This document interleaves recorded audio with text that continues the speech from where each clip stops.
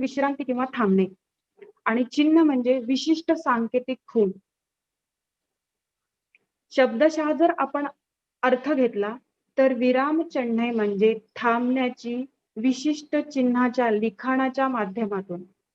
विरामचिन्ह या दोन्ही शब्दाचा जर अर्थ घेतला तर मुलांनो, थांबण्यासाठी विशिष्ट चिन्हाचा लिखाणामध्ये वापर करणे, याला आपण शब्दशः अर्थाप्रमाणे विरामचिन्ह म्हणजे काय पाहता येईल. आता यानंतर ही विरामचिन्हे मूळतः आपल्या मराठी भाषेमध्ये कशी आली? विरामचिन्हे ही मूळतः आपल्या मराठी भाषेची नाहीत. विरामचिन्हे ही इंग्रजी भाषेकडून मराठी भाषेला मिळालेली मोठी देणगी आहे आणि अशा या विरामचिन्हांचा भाषेमध्ये किती महत्वाचे कार्य करते ते आपण पाहूया. जर आपण भाषेत विरामचिन्ह वापरली नाही तर अर्थाचा अनर्थ कसा होऊ शकतो हे पुढील उतार्यावरून आपल्याला कळते. दोन व्यक्ती संवाद साधत असतील आणि आपण बोलताना विरामचिन्ह आपण वापरत नाही, तर भाषेमध्ये विरामचिन्ह हे आपण फक्त लिखाण काम करताना वापरतो. दोन किंवा त्यापेक्षा अधिक जर लोक संवाद करत असतील तर आपण आमोरासमोर जर बोलत असतील तर त्यांच्या चेहऱ्यावरील भाव आपल्याला लक्षात येतात. तो प्रश्न विचारतोय, राग व्यक्त करतोय, हास्य व्यक्त करतोय, आनंद व्यक्त करतोय, ह्या सगळ्या भावना म्हणजे साहित्यातील जे नवरस आहेत ते त्याच्या चेहऱ्यावर उमटतात. पण लिहिताना याचे काय? लेखक जेव्हा कथा लिहितो, कादंबरी लिहितो, नाटक लिहितो, हे सर्व लिहिताना ते भाव कसे ओळखायचे? ते भाव ओळखण्याचे साधन म्हणजे विरामचिन्ह आणि ही विरामचिन्ह जर भाषेमध्ये नसतील तर त्याचा अर्थाचा कसा अनर्थ होतो, कोणता व्यक्ती काय बोलतो हे सुद्धा आपल्याला कळत नाही. हे पुढील उतार्यावरून मी सांगते. एक उतारा इथं वाचते मी आणि त्या उतार्यामध्ये जर विरामचिन्ह टाकले नाहीत किंवा मी आरोह आणि अवरोही जर वाचन केलेलं नाही तर कसा अर्थाचा अनर्थ होतो हे समजते. आवडले का तुला हे पुस्तक? हो, जेवल्यावर मी सर्व गोष्टी वाचून टाकणार आहे. जयंत म्हणाला. वडील म्हणाले, रामायण कुणी लिहिले आहे का ठाऊक? रामायणाचा लेखक आहे काडानी कोळी होता. पुढे तो मोठा ऋषी झाला. कोळी होता, जयंताने मध्येच विचारले. हो, वडील पुढे सांगू लागले, फार वर्षापूर्वीची गोष्ट. आता वरील उतार्यामध्ये किती व्यक्ती बोलतायत? मी जे वाचले त्यावरून काहीच अर्थ प्राप्त होत नाही. सरळ सरळ मी वाचून दाखवलं. त्याच्यामध्ये मी चढ उतार घेतली नाही वाचनामध्ये, कसलेही विरामचिन्ह दाखवलेलं नाही आणि भावही दाखवलेले नाहीत. त्यामुळे या उतारामध्ये मी वाचताना अर्थाचा अनर्थ कसा झाला किंवा कोण संवाद साधतंय, एकापेक्षा दोन व्यक्ती साधताय, त्याचा काहीच ताळमेळ लागणार नाही. पण हेच जर आपण लिखाणामध्ये किंवा एखाद्या कथा, कादंबरी आणि नाटक वगैरे लिहिलेलं असेल आणि तिथं जर विरामचिन्ह, योग्य विरामचिन्हाचा जर वापर केलेला असेल तर तो उतारा किती सुंदर होईल, त्याच्यातला अर्थ आपल्याला किती चांगला कळेल हे दिसून येते. आवडले का तुला हे पुस्तक? हो, इथं प्रश्नार्थक चिन्ह द्यावं लागेल. दुसऱ्यांच्या तोंडातले वाक्य आहे म्हणून तिथं दुहेरी अवतरण चिन्ह सुद्धा येईल. पहिल्यांदा आवडले का तुला हे पुस्तक प्रश्नार्थ चिन्ह येईल. मग मुलगा म्हणतो, इथं वडील आणि मुलांच्या बोलण्यामधील संवाद व्यक्त झालेला आहे. हो, उत्तर दिले त्यांनी. जेवल्यानंतर मी सर्व गोष्टी वाचून टाकणार आहे. अवतरण चिन्ह जयंत म्हणाला. हे सगळे जयंतच्या तोंडचे वाक्य आहेत. वडील म्हणाले, रामायण कोणी लिहिले ठाऊक आहे का तुला? रामायणाचा लेखक हा एक अडाणी कोळी होता. पुढे तो मोठा ऋषी झाला. कोळी होता, जयंताने मध्येच विचारले. हो, वडील सांगू लागले, फार वर्षाची गोष्ट. म्हणजे बघा, मी वाचताना थोडासा विराम दाखवलाय, प्रश्न विचारले, वडिलांनी काय बोलले आणि मुलांनी काय बोलले या संवादामध्ये थोडासा विराम दर्शवला आणि त्यातून मग कोण कुणाला काय बोलतंय, कोण कुणाच्या प्रश्नाचे उत्तर देतं, हा सर्व अर्थ आपल्याला कळतो. म्हणजे मराठी भाषेमध्ये विरामचिन्हाचे महत्व किती आहे ह्या उतार्यावरून आपल्याला कळून येते. आता हे विरामचिन्ह वापरल्यामुळे भाषा ही कशी जिवंत आहे हे दाखवण्यात आले. म्हणजेच भाषेत प्राण आणण्याचे कार्य विरामचिन्ह करते हे या वरील उतार्यावरून आपल्याला दिसून आले. विरामचिन्ह भाषेत किती सिंहाचा वाटा दर्शवते ते आपण आता या पीपीटीच्या माध्यमातून पाहूया.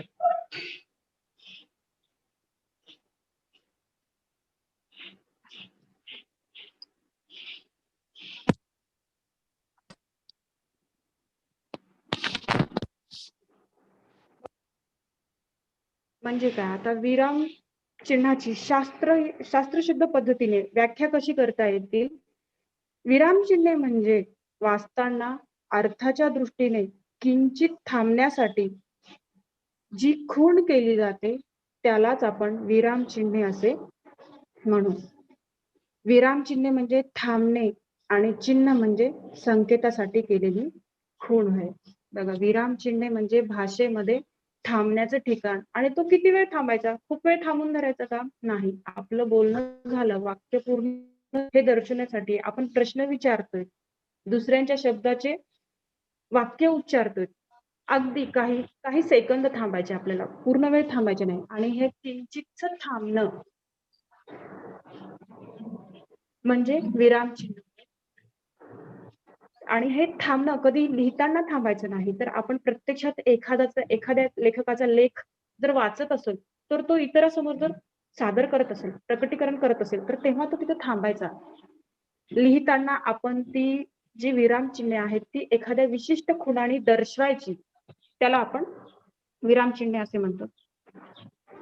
आपण आपल्या मनातील विचार व्यक्त करण्यासाठी भाषेचा वापर करतो, पण कोणत्याही भाषेच्या माध्यमातून व्यक्त होताना काही वेळा बोलता बोलता मध्येच किंचित थांबतो, आवाज लांबट काढतो, तर कधी महत्वाच्या मुद्द्यावर जोर देतो.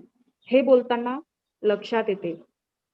लिखाण करीत असताना कोठे थांबायचे, कोणता मुद्दा महत्वाचा आहे हे लक्षात येण्यासाठी, योग्य तो भाव व्यक्त होण्यासाठी आपण चिन्हाचा वापर करतो. त्यामुळे भाषा समजून घेणे सुलभ होते. कुठे किती थांबायचे, एखाद्या मुद्द्यावर किती जोर द्यायचा. आपण जर काही बोलत असेल आणि मध्ये जर एखादा अभंग आलेला असेल, सुभाषित आलेला असेल, तर आपण त्या शब्दावर जोर देतो.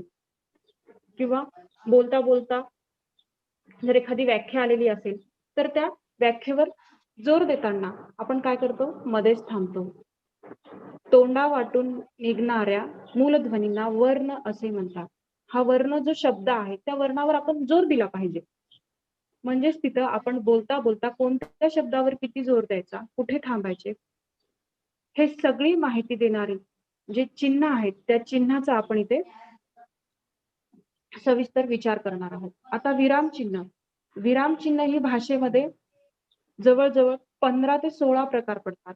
आणि इथं स्पर्धात्मक परीक्षेच्या दृष्टीने इयत्ता 8वीच्या शिष्यवृत्तीच्या दृष्टीने वेळ लक्षात घेऊन मी माझ्या परीने जेवढे होतील तेवढे सांगण्याचा मी इथं प्रयत्न करते.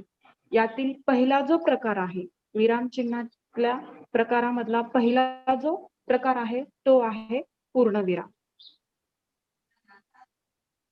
वाक्यात पूर्णविराम केव्हा देतात किंवा तो कसा दर्शवतात तो पहा. सरांनी इथं कंसामध्ये पीपीटी मध्ये सरांनी अतिशय सुंदर पीपीटी बनवलेले आहे आणि कंसामध्ये विराम चिन्ह हा टिंब, त्याला आपण मराठीमध्ये दुसरं नाव टिंब असे सुद्धा म्हणतो. इंग्रजीमध्ये सांगायचं झालं तर डॉट याने सुद्धा त्याला संबोधतात. तर आता हा पूर्ण विराम आपण टिंब याने दर्शवतो. तो कंसामध्ये तुम्हाला दाखवलेला आहे.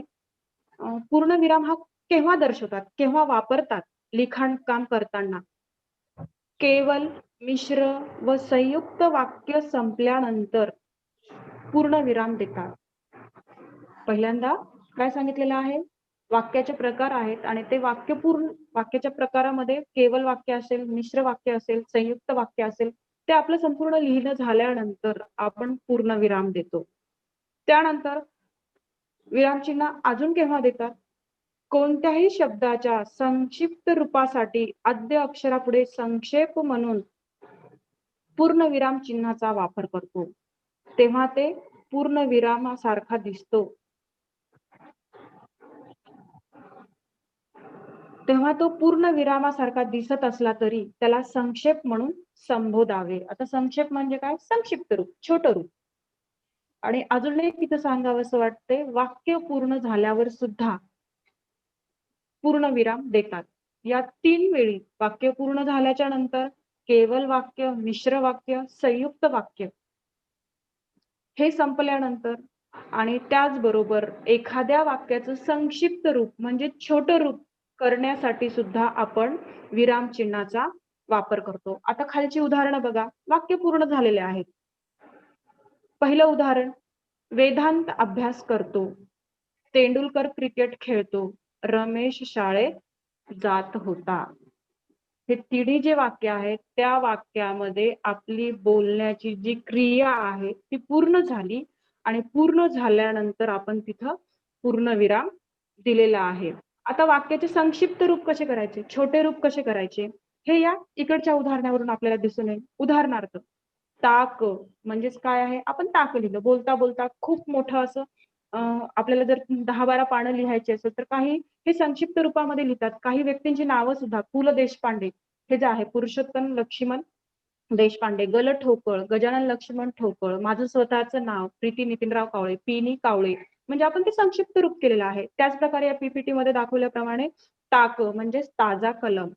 नंबर 2चा आहे म पो से म्हणजेच महाराष्ट्र पोलीस सेवक. अशा ठिकाणी आपल्याला संक्षिप्त रूप जर द्यायचं असेल तरी सुद्धा आपण काय करतो, इथे पूर्णविराम हे चिन्ह देतो. अजून पूर्णविराम जर दिलेला नसेल तर हा पूर्णविरामामुळे सुद्धा भाषेमध्ये कशा गमती जमती होतात.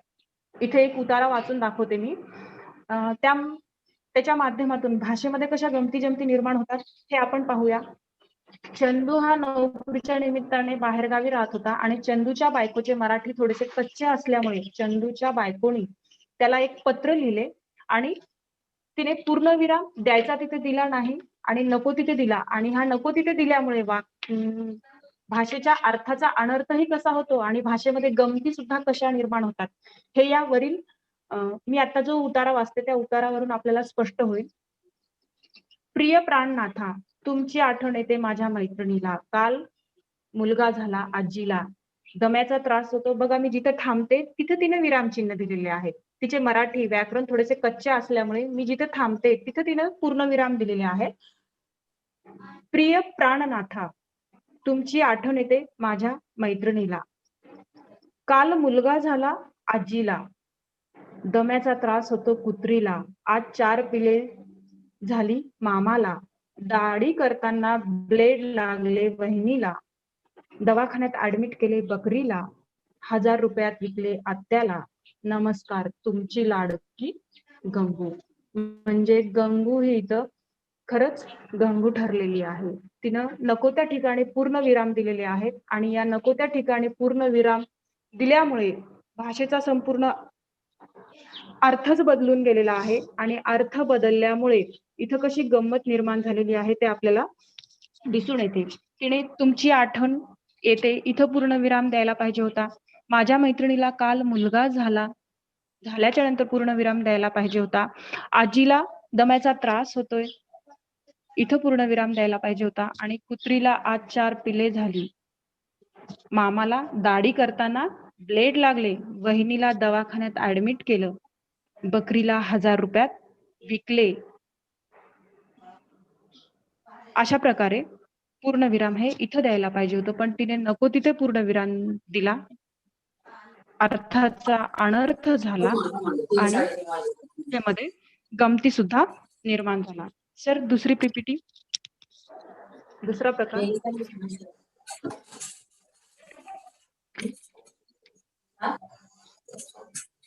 कस्तुरे सर दुसरी पीपीटी. यानंतर दुसरा जो प्रकार आहे तो आहे स्वल्पविराम.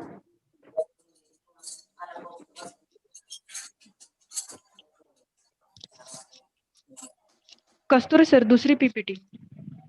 हो आहे मॅडम, तुमच्या समोर आहे दुसरी पीपीटी स्वल्पविरामाची.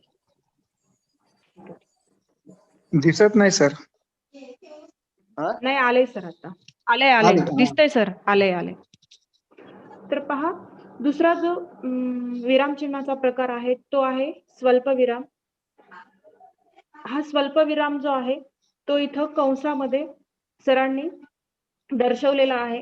त्याला इंग्रजीमध्ये कॉमा असे सुद्धा म्हणतात. आता हा स्वल्पविराम केव्हा दर्शवायचा, लिहिताना केव्हा वापरायचा, तर पहिला जो नियम आहे याचा, एकाच जातीचे अनेक शब्द लागोपाठ आल्यास स्वल्पविराम देतात. दुसरा जो नियम आहे तो आहे संबोधन दाखवण्यासाठी स्वल्प विरामाचा वापर करतात. तिसरा नियम आहे हे, की, हो अशा सारख्या शब्दांनी 2 वाक्ये जोडताना ह्या विरामचिन्हाचा वापर करतात.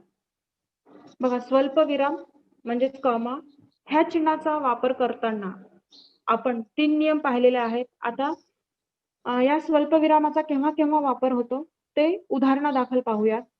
उदाहरणार्थ एकाच जातीचे शब्द आहेत. पहिल्या उदाहरणामध्ये बघा एकाच अर्थाचे शब्द आहेत. ते वेगवेगळ्या याच्याने दिलेले आहेत. एखादा मुलगा जर आहे आणि त्या मुलाच्या अंगामध्ये जर चांगले कोणते कोणते गुण आहेत ते जर आपल्याला दाखवायचे असेल, एकच मुलगा आहे आणि त्याच्या अंगामध्ये कोणकोणते गुण आहेत ते जर आपल्याला दाखवायचे असेल तर त्याचं उदाहरण इथे दिलेलं आहे. हुशार, जिद्दी, चिकाटी व मेहनती मुले यशस्वी होतात. दुसरं उदाहरण आहे गुलाब, मोगरा, कमळ या फुलांना बाजारात मागणी आहे. सर्व फुले आहेत पण वेगवेगळ्या फुलांची आपण नावं दर्शवलेली आहेत आणि त्यानंतर काय केलेले आहे फुलेच आहेत ती आपण स्वल्पविरामाचा इथं वापर केलेला आहे. गुलाबानंतर स्वल्पविराम वापरलेला आहे, मोगरानंतर स्वल्पविराम वापरलेला आहे, कमळ आणि त्याच्याही नंतर आपण जर पुढे एखादं नाव घेतलं झेंडू, अशा प्रकारची जर अजून अनेक जर फुलं टाकली तर ते आपण कॉमा कॉमा देत जायचं आणि या फुलांना बाजारात मागणी जास्त आहे आणि वाक्य संपलं. त्याच्यानंतर सुद्धा इथं पूर्ण विराम आधीचं जे आपण विरामचिन्ह पाहिलेलं आहे त्या विरामचिन्हाचा इथं वापर केलेला आहे. अजून याच्यासारखी एखादी वाक्य तांदूळ, गहू, ज्वारी, बाजरी ही तृणधान्य आहेत.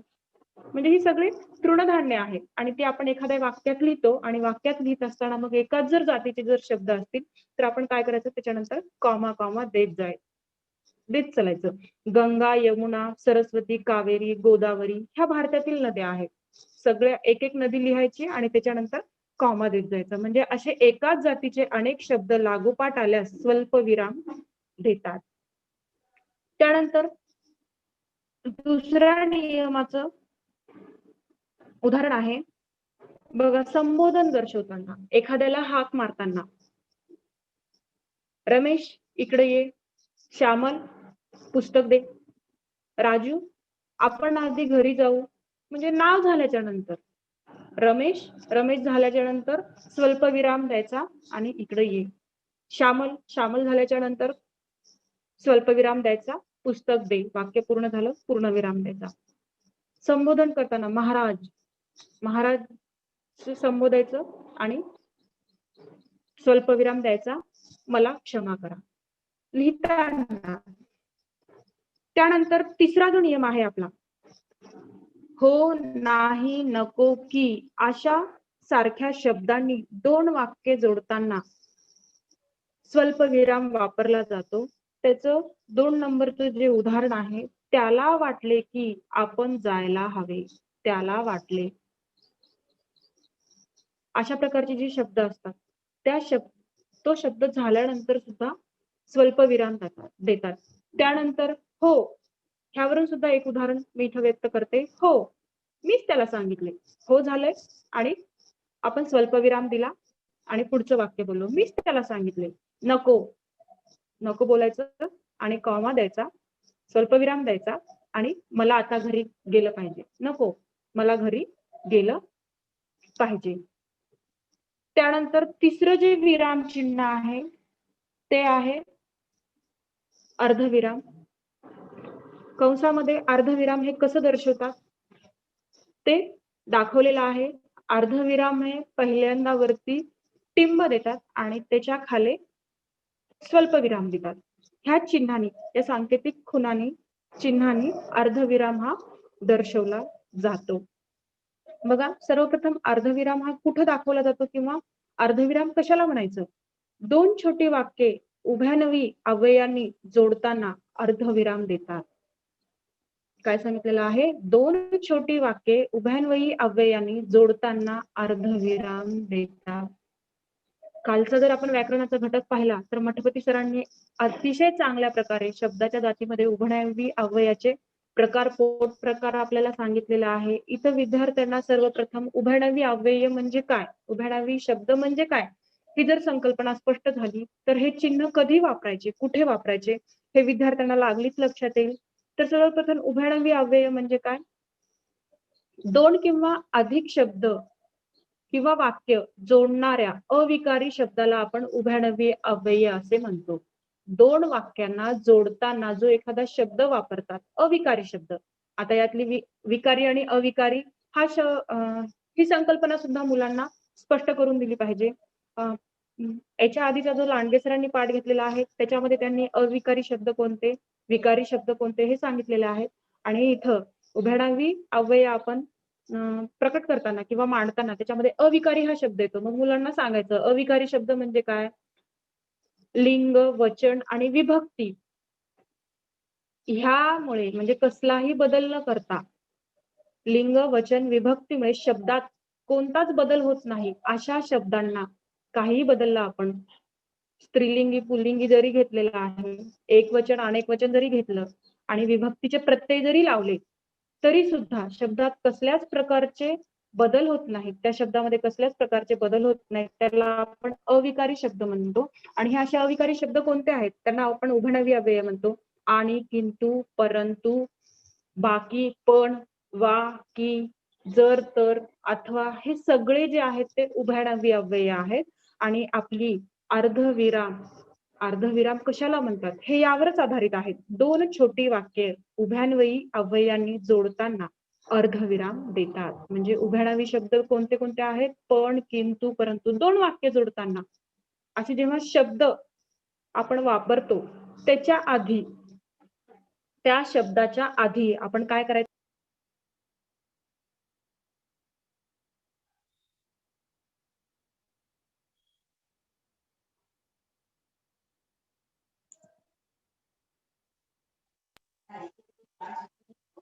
आवाज नाही येत मॅडम.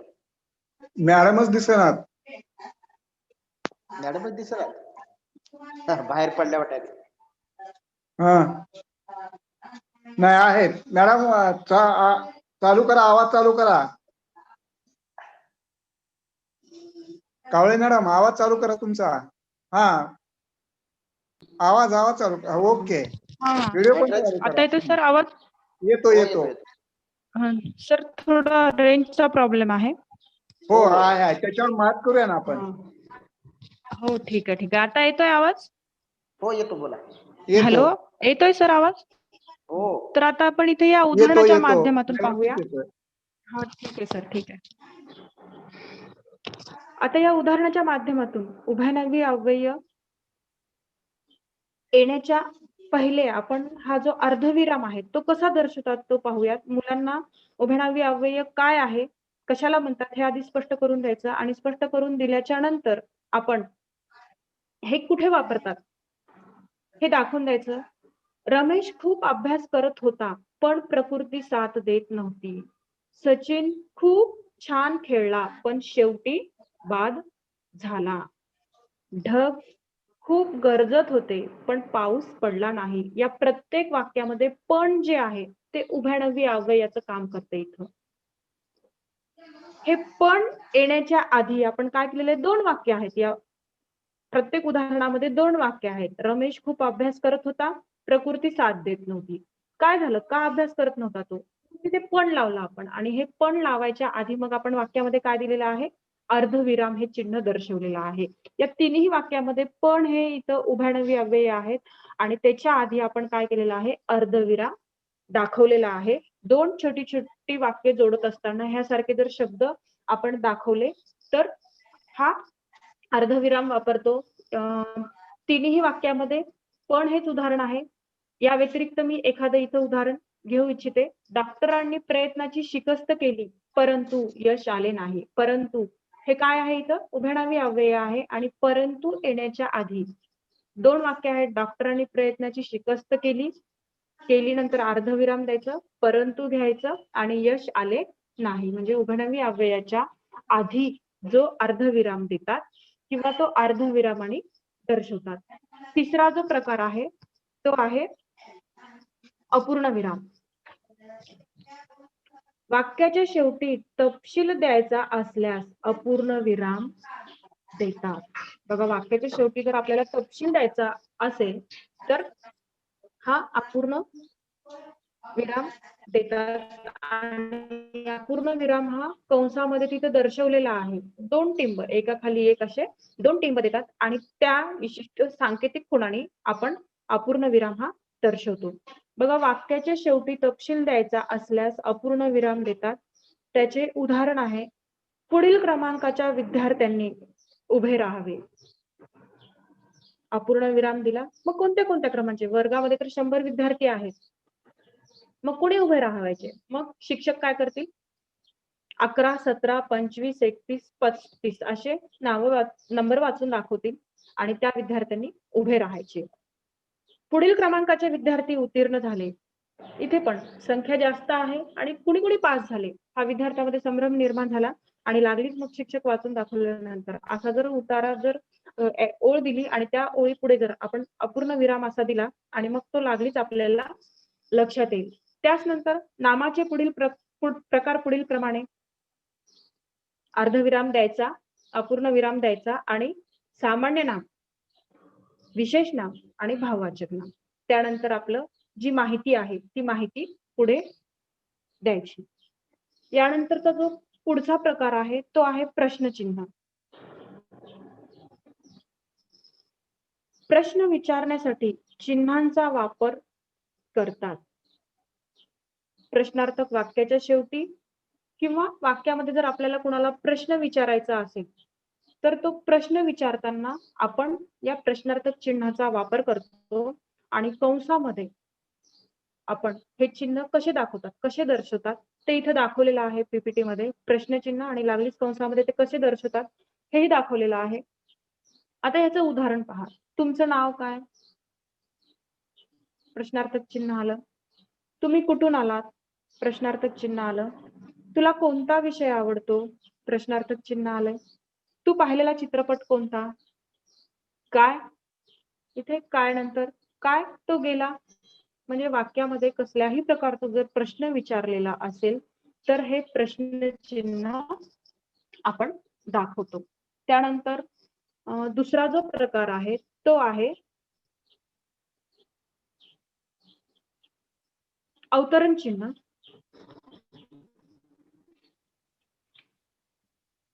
तर या अवतरण चिन्हाचे सर्वप्रथम मी सांगू इच्छिते 2 प्रकार पडतात. अवतरण चिन्हाचे 2 प्रकार पडतात. एक आहे एकेरी अवतरण चिन्ह आणि दुसरं आहे दुहेरी अवतरण चिन्ह. त्यामध्ये आपण सर्वप्रथम एकेरी अवतरण चिन्ह कशाला म्हणायचे ते पाहूया. वाक्यात एखाद्या शब्दावर जोर, महत्व द्यायचे झाल्यास एकेरी अवतरण चिन्ह वापरतात आणि एकेरी अवतरण चिन्ह याच्या बाजूला कंसामध्ये ते चिन्ह कसे दर्शवतात हे दाखवलेलं आहे. वाक्य सुरू होण्याच्या आधी आपण वरती स्वल्पविरामासाठी उलटा स्वल्पविराम द्यायचा. वाक्य संपल्यानंतर तो स्वल्पविराम बंद करायचा आणि पूर्णविराम द्यायचा. हे आता वाक्याच्या माध्यमातून उदाहरणाच्या माध्यमातून आपण पाहूयात. पूर्ण अर्थाच्या बोलण्याला वाक्य म्हणतात. बघा वाक्य हे काय विशिष्ट दाखवलेले आहे, त्याची माहिती सांगितलेली आहे. पूर्ण अर्थाच्या बोलण्याला वाक्य असे म्हणतात. ते एकेरी अवतरण चिन्हामध्ये घेतलेलं आहे. वाक्य हे एकेरी अवतरण चिन्हामध्ये घेतलेलं आहे. त्याचबरोबर दुसरा जो नियम आहे, एकेरी अवतरण चिन्ह केव्हा वापरतात, अजून कोणत्या ठिकाणी वापरतात? दुसऱ्याच्या मत अप्रत्यक्षपणे सांगताना एकेरी अवतरण चिन्ह वापरतात. बघा आपण बोलताना दुसऱ्याचं जे मत आहे ते आपण इथे अप्रत्यक्षरित्या जर सांगत असेल तेव्हा सुद्धा आपण एकेरी अवतरण चिन्ह वापरतो. मूलध्वनींना वर्ण म्हणतात. बघा वर्ण ह्या शब्दावर जोर दिलेला आहे आणि त्याची व्याख्या सांगितलेली आहे. वर्णाची इथं माहिती सांगितलेली आहे म्हणून आपण त्यांना वर्ण जो आहे तो काय केलेला आहे, एकेरी अवतरण चिन्हामध्ये घेतलेला आहे. इथं दुसऱ्यांना केव्हा वापरतात? दुसऱ्यांचं मत अप्रत्यक्षपणे सांगताना एकेरी अवतरण चिन्ह वापरतात. ते कसे पहा. दररोज व्यायाम करणे महत्वाचे असे गुरुजींनी सांगितले. काय सांगितले आपल्या गुरुजींनी? दुसऱ्यांचे म्हणणं कोणाला तरी तो सांगतोय, आपल्या मित्राला सांगतोय आणि तेव्हा सुद्धा मग काय करतात, त्यांनी काय सांगितलेलं, त्यांनी वाक्य काय सांगितलेलं आहे ते सांगताना सुद्धा आपण इथे एकेरी अवतरण चिन्हाचा वापर करतो. आणि ते चौथ्या उदाहरणावरून आपल्याला दिसून येते. दररोज व्यायाम करणे महत्वाचे असे गुरुजीने सांगितले. कागदावरचे चित्र हाताची बोट आणि मनगट वापरून काढावं लागतं. बघा, कागदावरचे चित्र कसे काढायचे? कागदावरचे चित्र ला काढण्यासाठी हातावरची बोट आणि मनगटाचा वापर करून, म्हणजे कागदावरची चित्र हे जे आहे ते आपण एकेरी अवतरण चिन्हामध्ये घेतलेलं आहे. त्याचबरोबर काही महत्वाची वाक्य असतील, जर आपण लिहित असेल, एखाद्या पुस्तकाचं नाव आलेलं असेल, सुभाषित जर आलेलं असेल, तरी सुद्धा आपण ते एकेरी अवतरण चिन्हामध्ये घेतो. जय जवान जय किसान हे एकेरी अवतरण चिन्हामध्ये घ्यायचं. जय जवान जय किसान ही घोषणा शास्त्रींनी दिली. श्यामची आई हे साने गुरुजींनी लिहिलेले पुस्तक आहे. याच्यामध्ये साने गुरुजी आहे ते सुद्धा एकेरी अवतरण चिन्हामध्ये घ्यायचे. गांधीजींनी चले जाव ही घोषणा दिली. चले जाव हे जे वेगळं आहे ते एकेरी अवतरण चिन्हामध्ये दाखवायचं. त्यानंतर अवतरण चिन्हाचा जो दुसरा प्रकार आहे तो आहे दुहेरी अवतरण चिन्ह. दुहेरी अवतरण चिन्ह इथं सरणी कंसामध्ये ते कसं दर्शवतात, कोणत्या सांकेतिक खुणाने दर्शवतात हे इथं कंसामध्ये दिलेलं आहे. एकेरी अवतरण चिन्हामध्ये आपण जो उलटा स्वल्पविराम दाखवला होता तसे 2 द्यायचे, वाक्य सुरू होण्याच्या आधी आणि मग वाक्य संपल्यानंतर सुद्धा तो अवतरण चिन्ह बंद करायचा आणि पूर्ण विराम द्यायचं, हे इथं दर्शवलेलं आहे. मग आता दुहेरी अवतरण चिन्ह कसं द्यायचं? बोलणाऱ्याच्या तोंडचे शब्द दाखवण्याकरता दुहेरी अवतरण चिन्ह वापरतात. एखाद्याच्या बोलणाऱ्याचे जे शब्द आहेत ते जसेच्या तसे दाखवताना ह्या दुहेरी अवतरण चिन्हाचा वापर केला जातो. आता उदाहरणा सहित आपण त्याचं स्पष्टीकरण पाहूया. पहिलं उदाहरण आहे, तो म्हणाला. त्याने काहीतरी सांगितलेलं आहे आणि ते लिहिताना तो म्हणाला, पहिल्यांदा स्वल्पविराम द्यायचं, त्यानंतर दुहेरी अवतरण चिन्ह सुरू करायचं, मी येईल, आणि दुहेरी अवतरण चिन्ह बंद आणि पूर्णविराम. वाक्य पूर्ण झालेलं आहे, त्याच्या तोंडचे शब्दही सांगितलेले आहे, त्याने काय सांगितले ही सांगण्याची क्रिया सुद्धा इथं बंद झालेली आहे, म्हणून वाक्य संपलं आणि अवतरण चिन्ह बंद केले, दुहेरी अवतरण चिन्ह, आणि इथं पूर्णविराम दिला. मुलगा म्हणाला, शाळा सुटल्यानंतर मी खेळणार होतो.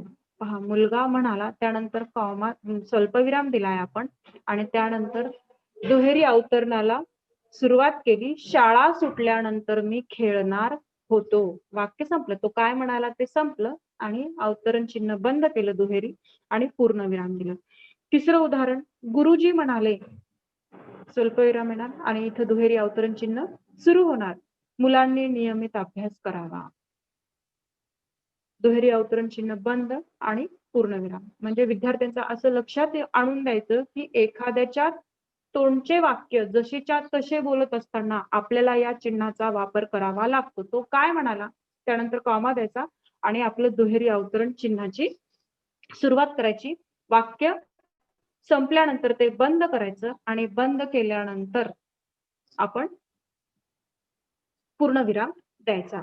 यानंतर तिसरा जो प्रकार आहे तो आहे, 8वा जो प्रकार आहे तो आहे संयोग चिन्ह. हे संयोग चिन्ह जी आहे ती उभी छोटीशी आडवी रेष दाखवतात, किंचितशी. ती कंसामध्ये इथं खूण दाखवलेली आहे त्याची. बघा, संयोग चिन्ह केव्हा वापरतात? 2 शब्द जोडताना किंवा ओळीच्या शेवटी शब्द अपुरा राहिल्यास संयोग चिन्ह वापरतात. 2दा वापरतात हे. केव्हा? 2 शब्द जर एकत्रित आलेले असतील. 2 शब्द, संयोग म्हणजे काय? शेवटी या शब्दावरूनच त्याचा अर्थ. संयोग म्हणजे जोडणे, मिळवणे. तर अशा प्रकारे 2 शब्द एकत्रित करताना ह्या चिन्हाचा वापर होतो. आता इथं उदाहरण पाहूयात आपण. पहिलं उदाहरण आहे विद्यार्थी भांडार. 2 शब्द आलेले आहेत त्याच्यामध्ये आणि तो आपल्याला कुठेतरी लिहायचा, तर आपण काय करतो, मग त्याच्यामध्ये संयोग चिन्ह देतो आणि विद्यार्थी भांडार. गुण दोष, 2 शब्द आलेले आहेत, त्याला जोडण्याचं काम या संयोग चिन्हाने केलेलं आहे. विद्यार्थी प्रतिनिधी, राजा राणी, आई वडील, 2-3, विद्यार्थी प्रतिनिधी आणि हे दोन शब्द जोडण्याचे असे अनेक उदाहरण आपल्याला देता येतील. हे दोन शब्द जोडण्याचे काम इथं संयोग चिन्हाने केलेलं आहे. त्याचबरोबर अजून हा संयोग चिन्ह केव्हा वापरतात? आपण लिहित आहोत आणि लिहिता लिहिता आपल्या वहीचा कागद हा ओळ संपलेली आहे. बघा, लिखाणाच्या किंवा ओळीच्या शेवटी शब्द अपुरा राहिल्यास, लिहिता लिहिता आपली ओळ संपलेली आहे आणि तो शब्द अपुरा राहिला, तर तो शब्द अपुरा राहिला, पुढे तो शब्द आहे पूर्ण करण्याची क्रिया, त्याला जोडण्याचं काम ह्या संयोग चिन्हाच्या माध्यमातून करते. ते उदाहरण सहित आपण पाहूयात. मी नांदेडला महाविद्यालय इथं, शब्द कोणता आहे? इयत्ता. शब्द संपूर्ण कोणता आहे? इयत्ता. आणि इय लिहिलं आणि आपली ओळ संपली तिथं. आपल्याला शब्द पूर्ण करायचा आहे आणि मग काय करायचं? इय लिहायचं आणि पुढचा शब्द दाखवायचा, म्हणजे तिथे थोडीशी संयोग चिन्ह म्हणजे संयोग चिन्ह दाखवायचं आणि टाक खाली दुसऱ्या ओळीत लिहायचा, 10वी वर्गात प्रवेश केला. अशा प्रकारे ह्या संयोग चिन्हाचा वापर इथं सुद्धा करता येतो. दुसरं उदाहरण अशाच प्रकारचं. उद्या शाळेला दिवाळी निमित्त सुट्ट्या मिळणार आहेत.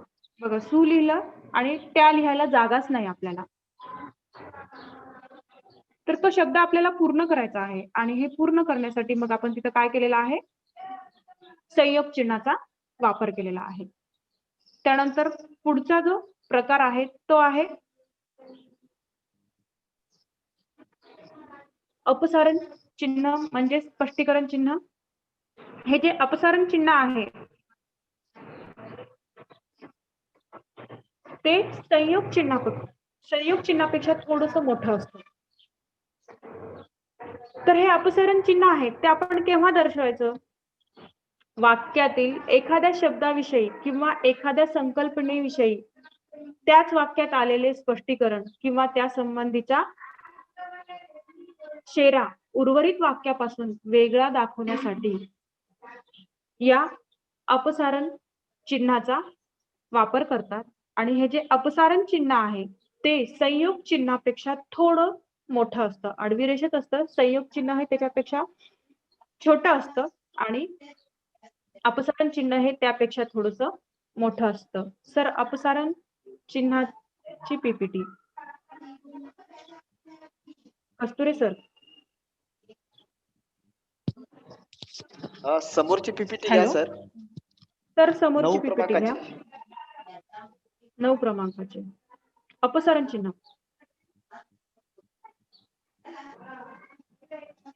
याच्या पुढची पीपीटी घ्या सर. संयोग चिन्हच्या पुढची पीपीटी अपसारण चिन्ह.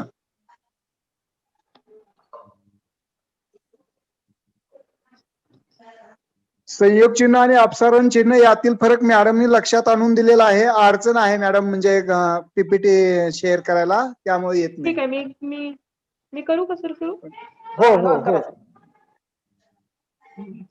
तर पहा, अपसारण चिन्ह जे आहे ते संयोग चिन्हापेक्षा थोडस मोठं असतं आणि ते केव्हा वापरायचं? वाक्यामध्ये एखाद्या शब्दाविषयी किंवा एखाद्या संकल्पनेविषयी आपल्याला स्पष्टीकरण द्यायचे असेल, माहिती द्यायची असेल, तर आपण हे चिन्ह दर्शवतो. तो ते थोडस मोठं असते.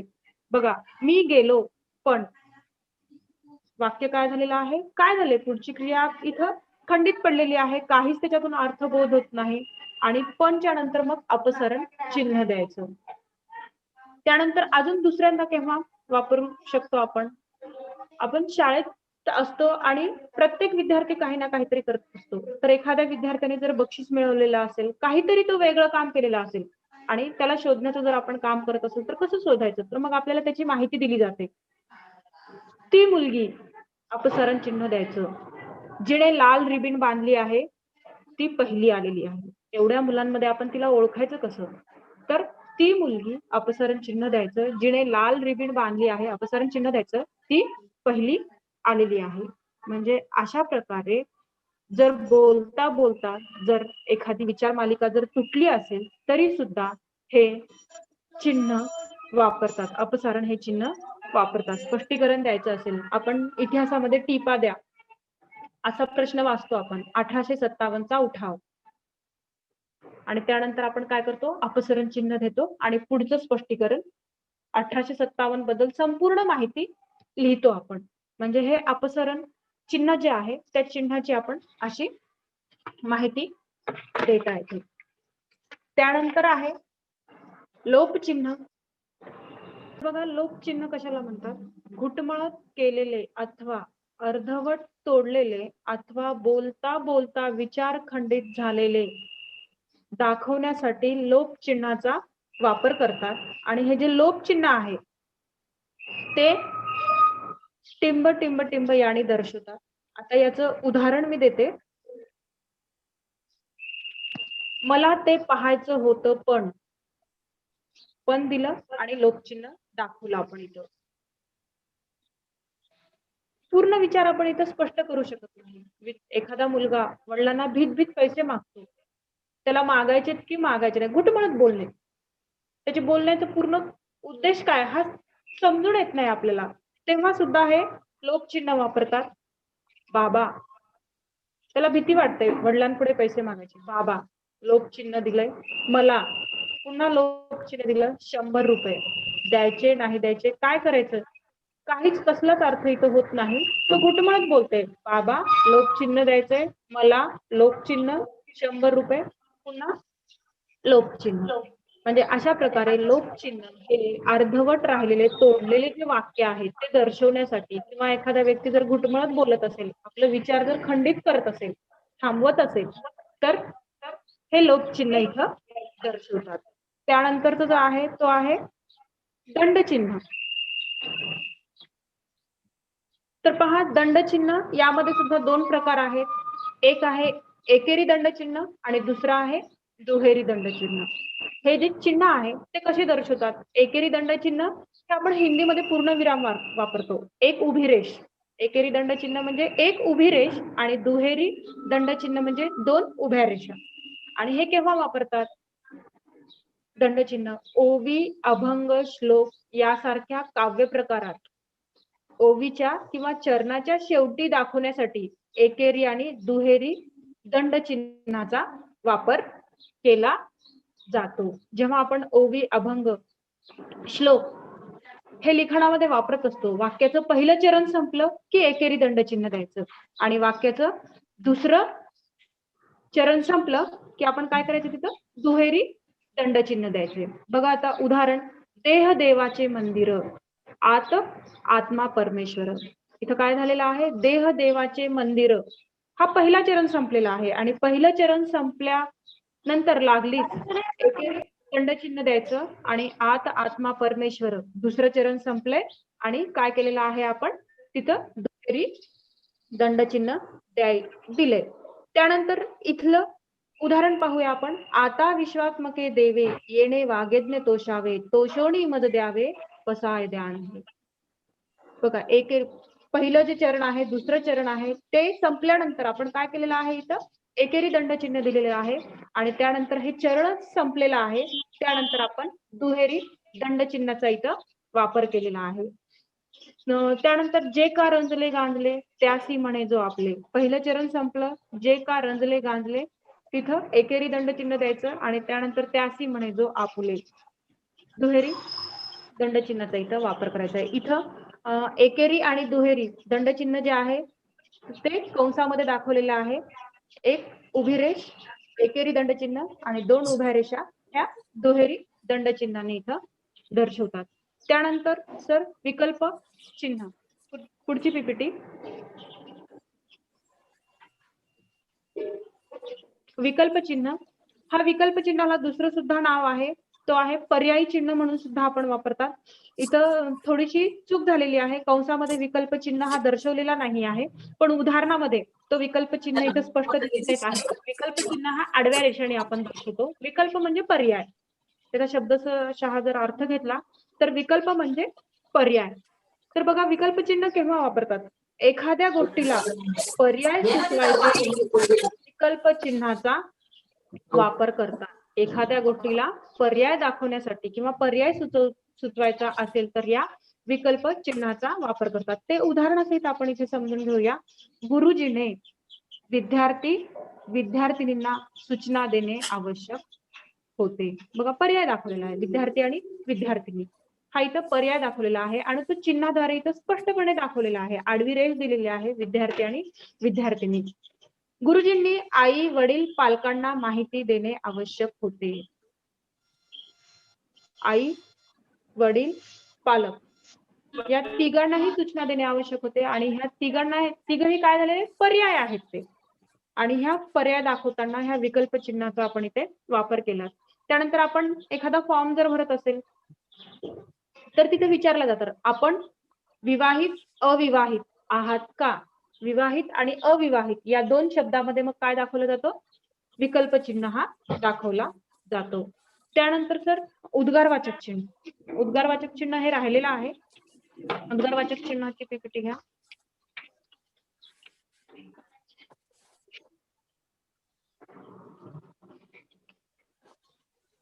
बघा उद्गारवाचक चिन्ह जे आहे ते केव्हा दर्शवतात. एखादी भावना उत्स्फूर्तपणे व्यक्त होताना जे शब्द बाहेर पडतात त्यांच्या पुढे उद्गारवाचक चिन्ह दर्शवतात किंवा दाखवतात. बघा आपल्या मनातील जी भावना आहे तीव्र भावना आनंद असेल क्रोध असेल आश्चर्य व्यक्त होत असेल हे सगळे भाव जे आहेत 9 भाव जे आहेत ते 9 भाव व्यक्त होत असताना अति तीव्र भावना राग आलेला आहे अति आनंद व्यक्त झालेला आहे आणि तेव्हा हे उद्गारवाचक चिन्ह दर्शवतात. आणि हे उद्गारवाचक चिन्ह कसे दर्शवतात एक उभी रेष दिली जाते आणि त्याखाली टिंब दिला जातो पूर्णविराम दिला जातो. हे अशा प्रकारे चिन्ह दर्शवतात.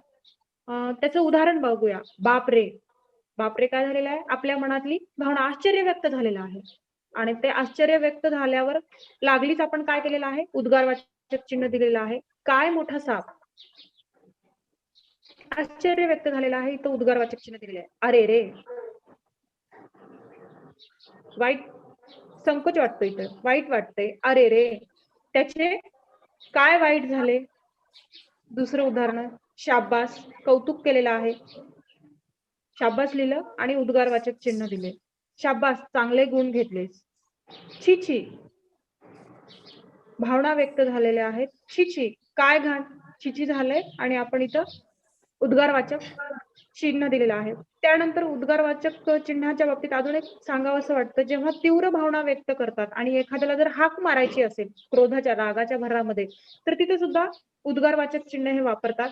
चांडाळा राग व्यक्त झालेला आहे खूप राग व्यक्त झालेला आहे आणि चांडाळा नंतर काय येईल उद्गारवाचक चिन्ह येईल. चांडाळा तुला हे सुचलेच कसे. संबोधन केलंय आपण.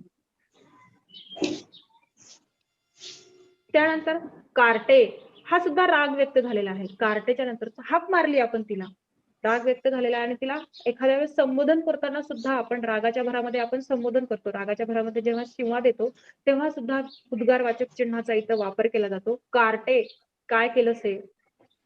कार्टेच्या नंतर उद्गारवाचक चिन्ह काय केलं से यानंतर सुद्धा उद्गारवाचक चिन्ह येईल आणि वाक्य संपले. म्हणजे उद्गारवाचक चिन्ह हे मनातील जेव्हा एखादी तीव्र भावना व्यक्त करायची असेल तर संबोधनानंतर हाक सुद्धा आपण त्या व्यक्तीला हाक मारल्यानंतर सुद्धा उद्गारवाचक चिन्ह आपण देऊ शकतो. यानंतर पुढचा जो प्रकार आहे तो शेवटचा तो आहे अवग्रह चिन्ह. अवग्रह म्हणजे लांबवणे. त्या शब्दाचा अर्थ आहे लांबवणे लांबवणे आणि हा जो चिन्ह आहे ते चिन्ह आपल्याला सहसा आपण गायनामध्ये त्याचा वापर करतो आणि हे चिन्ह आहे जे इंग्रजी वर्णमालेतले जे यस हे जे अक्षर आहे त्या यस अक्षरापासून आपण दाखवतो. विशिष्ट अक्षराचा आता अवग्रह चिन्ह म्हणजे काय विशिष्ट अक्षराचा उच्चार लांब करायचा आहे हे सुचवण्यासाठी वापरले जाणारे हे चिन्ह आहे. अवग्रह चिन्ह हे एखाद्या विशिष्ट अक्षराचा उच्चार हा लांबलचक जर करायचा असेल तर आपण हे अवग्रह चिन्ह वापरतो. आता उदाहरण पहा. शू म्हणतो आपण. कुणी काही बोलू नये. शू हे कसं वापरलेलं आहे आपण थोडस लांब उच्चारतो. देवा मधु वासू यासारखे जे लांब उच्चारणारे जे शब्द आहेत देवा मधु वासू किंवा काही बिघडणार नाही.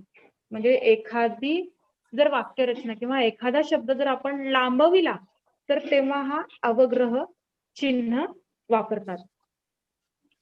सर इथे चिन्हाचे प्रकार संपलेले आहेत, पण या चिन्हाबद्दल विराम चिन्हाचे प्रकार इथे संपले